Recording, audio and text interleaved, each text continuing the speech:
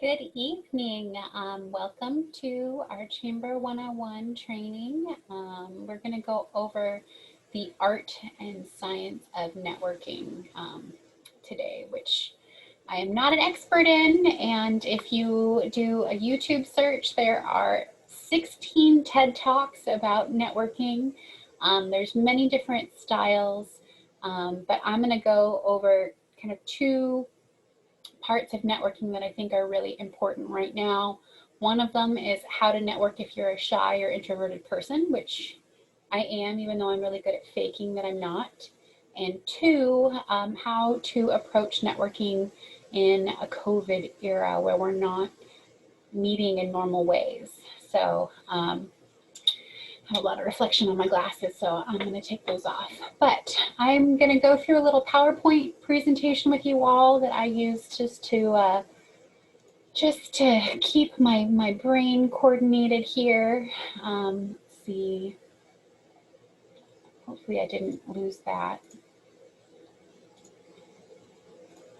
Technology, we can do this. There it is. That's what I want to do. And I want to move this so I do the presentation mode. Present, yes. All right. So the reason why I titled this The Art and Science of Networking is because there is some real behavioral connections to networking. And I am not a behavioral scientist, so I'm not going to go into detail, but just know that there's a lot of research that has been done about human connections and how important networking is. And also it's an art because it's something we need to practice. There's people that are incredible at networking. I highly recommend connecting with those people. I am a novice, but I'm really passionate about it. People do business with the people that they know, and they do business with the people that people they know. As complicated as that can seem, it's really a simple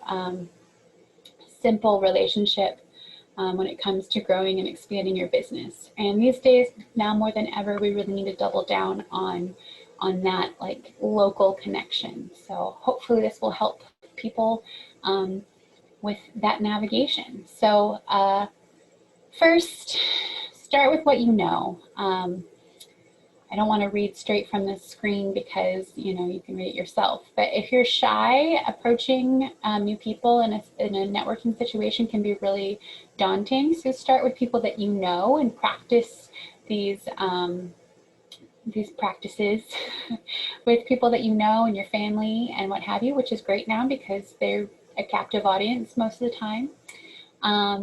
And know that there is a lot to be said for how this helps people get over a hurdle and how impactful it is in your business. So once you get a little bit more confident with your networking, you can expand your network further and further. And I'll talk about how this connects in with the chamber at the end. One thing that I am guilty of is apologizing for everything. Like any specific perceived, like if I feel like I've done something wrong, I'll sit on it and I'll stew on it and say, I'm sorry, I'm sorry, I'm sorry. But don't apologize in networking. It's not, you're not imposing on anyone. This is a relationship exercise, and it's reciprocal. It's not, you don't need to apologize for wanting to learn more about a person. The expectation in networking is that one day you'll be in a position to return the favor. So you're not asking for anything by getting to know somebody. So be confident in that. Put on a happy face and smile. I personally hate when people say, "Oh, smile." That's not what I'm saying right now. But when you're approaching a situation, remember your body language is really important. So yeah, it's really simple. Smile. Conduct yourself in a way that people will want to be approached by. Time how you enter conversations. I have a really active mind, and often I will think faster than the conversation, and I'll jump on people's toes, and I feel really bad about that. I'm trying to practice a more refined way of entering into a conversation, but wait for the right time to jump in. Another recommendation is to ask a question rather than launching in and saying your opinion, because sometimes that will kind of stimulate the conversation and give you an entry in there. Listen to be heard. This is something that really comes down to some skills that you need to build, which is active listening. People really like to hear themselves speak. I'm just as guilty, you know, I'm like, I want to get my whole thought out. So really actively listening and the body language of nodding along, shifting your body, and what have you, which is a good connection to how you can do this in a virtual space. If you're in a meeting, let's say it's in a meeting that you really want to connect with the speaker or with somebody who's involved, make sure you're still on camera, being an active listener. Even just them seeing your little face in the corner nodding along and paying attention is really going to give some cues to that person that you're paying attention to them and listening. Harder to do these days, but make sure you're always carrying business cards, and offer them even without being asked or without somebody offering to you. It's really important. I actually have on my desk at all times, I have this bowl full of the cards that people have given me, that because I never know if it without fail, I meet somebody and like within the next 2 days, somebody's like, oh, I'm looking for a plumber. I'm like, oh my gosh, I met an awesome plumber like 2 days ago. Here's their card. So I now take 2 cards, one for me and one to pass on, which is a neat little practice to get into. For a virtual world where we're doing a lot of our meetings online now, is make sure that you can, you know, at the end of conversation or maybe in the beginning, put in there, you know, this is my contact information. You can have a little like photo scan version of your card that can just pop in, or put it in the signature of your emails so that people can share that. They can save that for future contacts. So really, really, really, I think it's important to make sure that you're using all of the cards at your disposal. This is a trick that helps remember people's names. I will say often I'm notorious for, I remember someone's dog's name, but not their name.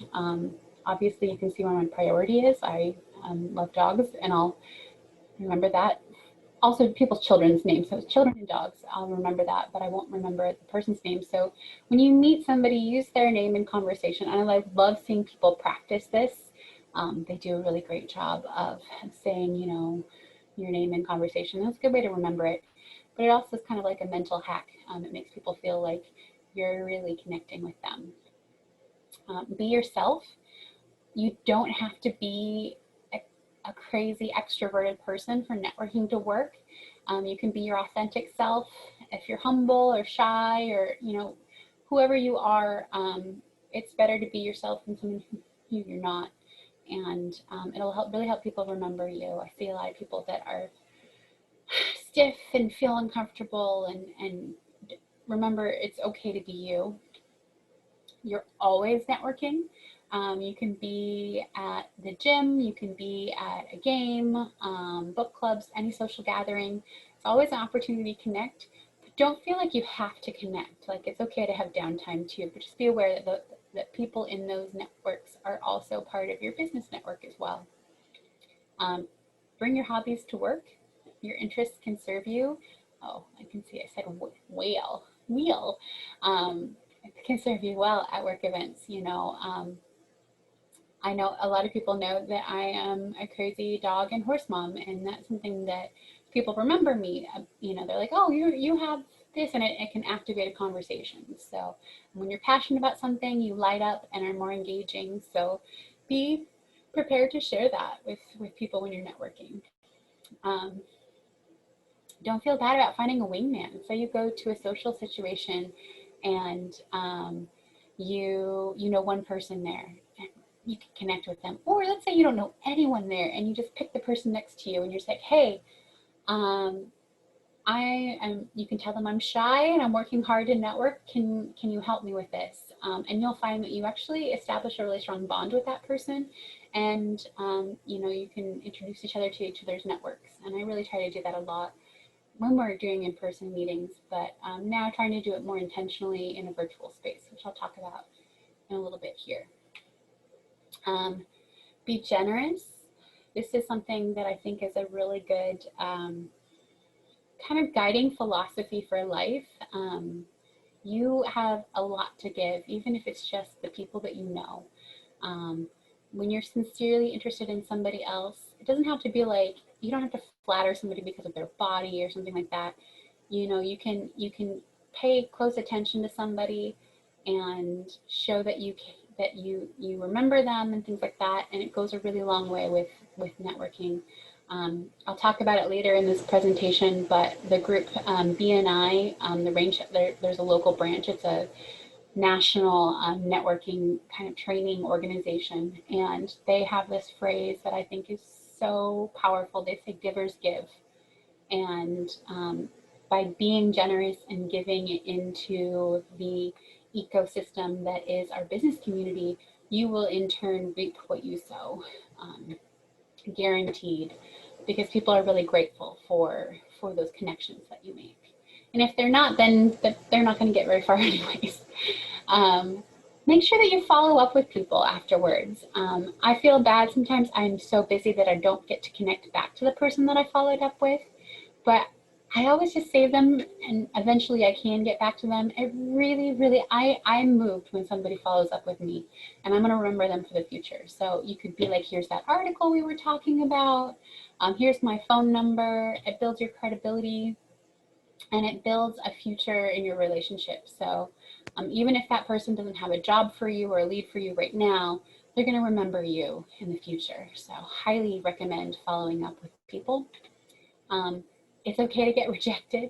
There's times where, you know, I've approached somebody who I didn't know in a social situation or a business social situation, and they were just a total jerk to me. And they're like, who are you? You know, and I was like, I was just trying to get to know you. Don't take it personally. Don't dwell on it, although I am notorious for dwelling on things like this, so I need to take my own advice here. But meeting somebody and not hitting it off with them is all part of the process, and just let that roll off of your shoulders. And like I said, I really wanted to come back to, you know, how do we do this right now when we're doing these virtual connections? You're in a lot of meetings online. You're in a bubble in your office. You're not meeting with people. Sometimes it feels like an insanely obnoxious tool, but LinkedIn has so much capacity. And I know that, you know, there's some people that are really savvy with LinkedIn, some people that are not. I have just enough information on there that people can get a hold of me. So it's got my email address, my phone number, and like a little bit about my work history. It's good to get, I think I get a lot of connections from like my universities that I've attended and previous employers. So I really encourage anybody who doesn't have a LinkedIn profile yet to get in there and just put your basic information, put a photo, what you're comfortable with. But I highly recommend creating a network there, because you'd be surprised at what could come your way. And it doesn't mean you're necessarily looking out for a new job or what have you. It's just looking for connections in this world where we're relying on technology so much.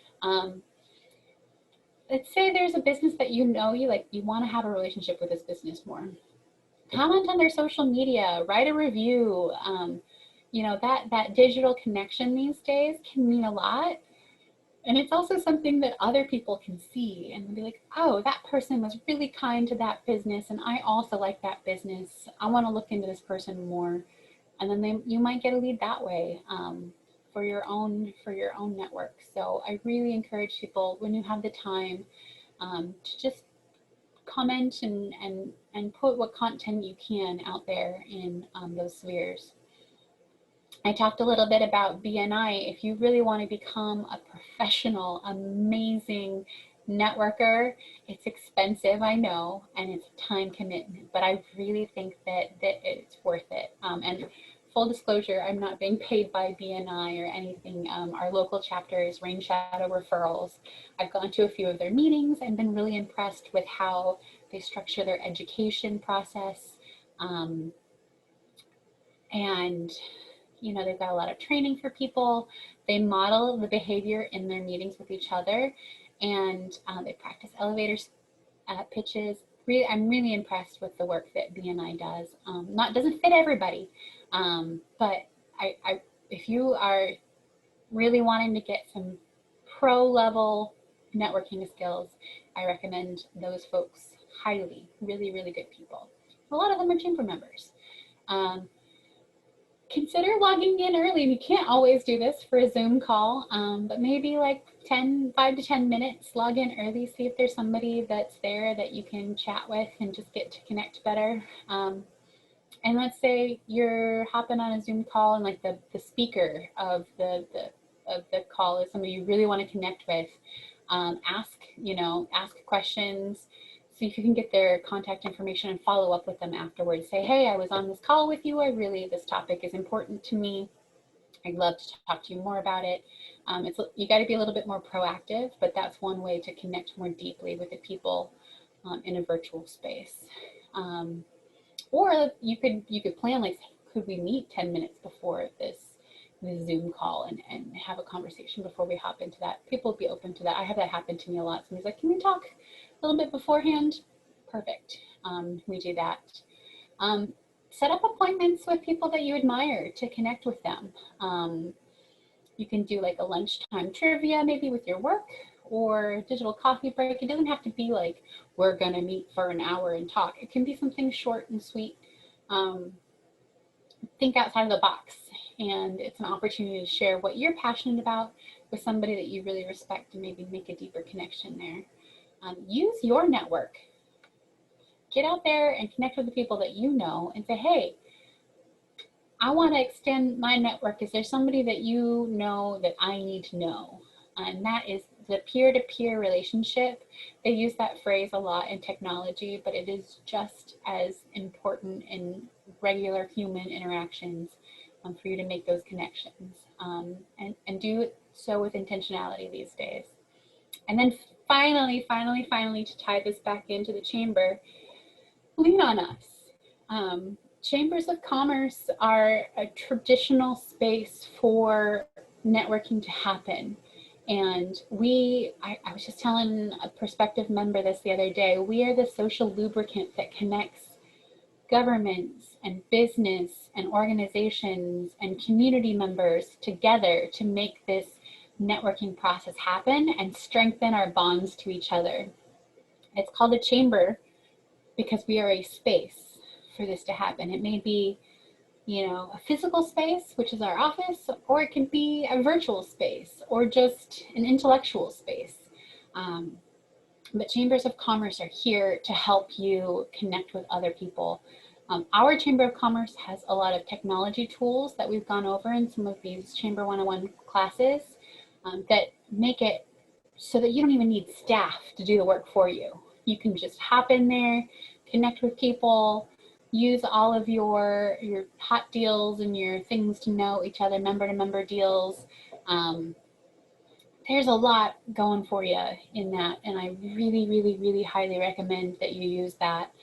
We're in the process with our chamber of looking inwards as we approach this fall and developing new mechanisms. We developed some really quick and on the fly mechanisms to how to adapt with COVID, always feeling like this is going to be gone in a little bit and then we'll go back to normal. And recognizing that, normal may never return entirely, and we need to adapt and evolve a little bit ourselves.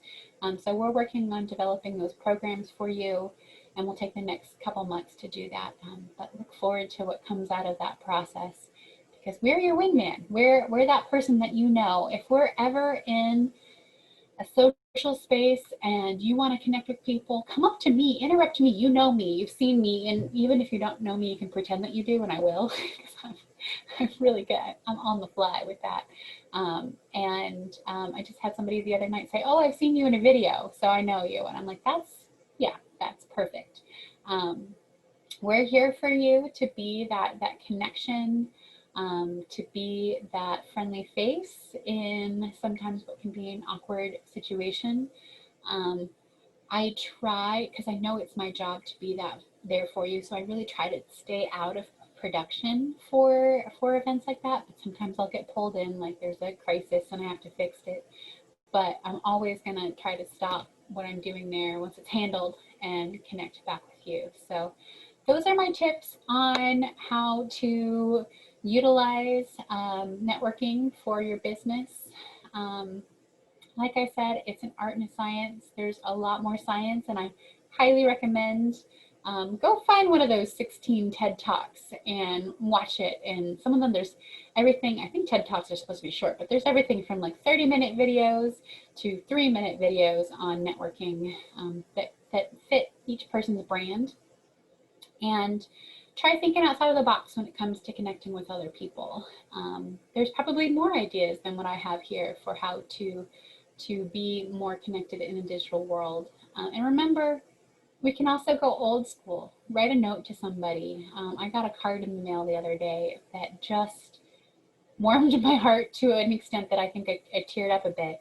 It was just like, you're doing a great job. Keep doing what you're doing.